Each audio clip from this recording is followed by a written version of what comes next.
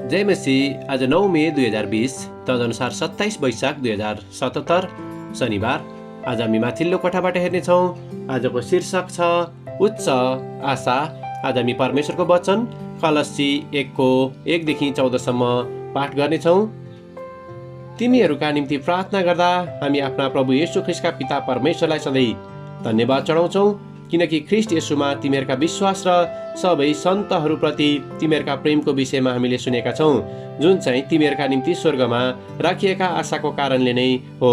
यस विषयमा तिमीहरूले अघि नै सत्यको वचन अर्थात् सुसमाचारमा सुनेका छौ।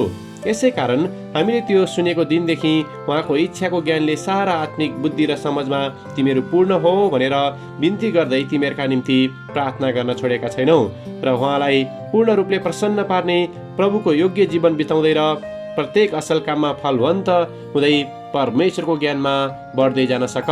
उहाँको महिमी शक्ति अनुसार आनन्द साथ सबै सहनशीलता र धैर्यको लागि तिमीहरू सारा शक्तिसित बलिया हो।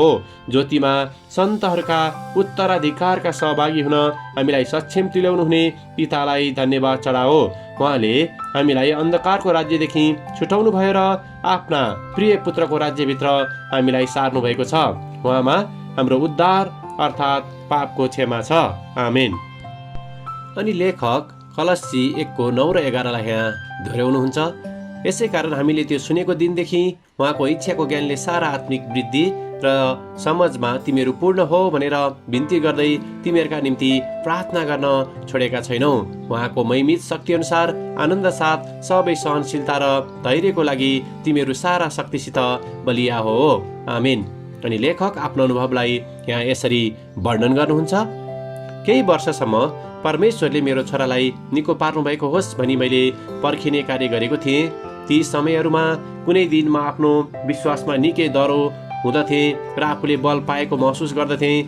अन्य दिन ममा डर र भएको आत्मा आउँदथ्यो, जसको कारणले म शङ्काको भुमरीमा पर्दै एउटा गहिरो दुःखमा डुब्ने गर्दथेँ। जबसम्म मैले आज उद्धृत गरेको कलस्सीको वचनलाई फेला पारिन, तबसम्म म आफ्नो यस किसिमको माथि र तल हुने मानसिक अवस्थासँग दिनदिनै जुधिरहेको थिएँ। आजको वचनमा पावलले कलस्सीका विश्वासीहरूको निम्ति आनन्द साथ सबै सहनशीलता र धैर्यको निम्ति शक्तिसित बलिया हुन् भनी प्रार्थना चढाउनु भएको छ। यहाँ भनिएको धैर्य भन्ने शब्दलाई नरिसाई अथवा दुखी नभई समयलाई स्वीकार र सहन सक्ने गुण भनी बुझ्नु पर्दछ। यसले हर्षित अथवा आशापूर्ण सहनशीलता पनि जनाउँदछ। पावलले यसै कुरालाई स्वीकार्दै कहिलेकाहीँ हामीले उत्तर नपाएको अवस्थामा हामी धैर्य साथ स्थिर भई पर्खिन सिक्नु पर्दछ भनी विश्वासीहरूलाई आह्वान गर्नुहुन्छ। यो कुरा सुने जस्तो गाह्रो भए तापनि परमेश्वरले हामी एउटा खुसी हृदयको मनोवृत्ति लिएर पर्खिएको पनि चाह गर्नुहुन्छ भन्ने बुझ्नु पर्दछ। यसबाट वचनमा भनेको जस्तै एउटा बुबाको पर्खाइमा तिनको हराएको छोरो घरमा फर्कँदाको जस्तो हर्ष हामी महसुस गर्न सक्दछौँ भनी म बुझ्दछु।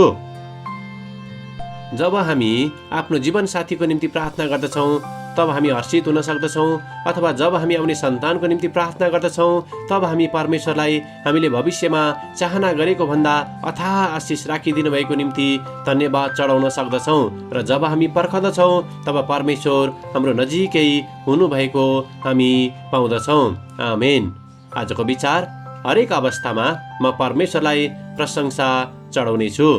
प्रार्थना, प्यारो पिता, हामीलाई बलियो तुल्याउनुहोस् ताकि हामी एउटा उत्तम आशालाई लिएर धैर्य साथ पर्खन सकौँ। येशूको नाउँमा आमेन।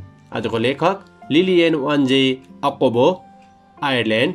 आजको प्रार्थनाको विषय धैर्य साथ परमेश्वरलाई पर्खिनको निम्ति।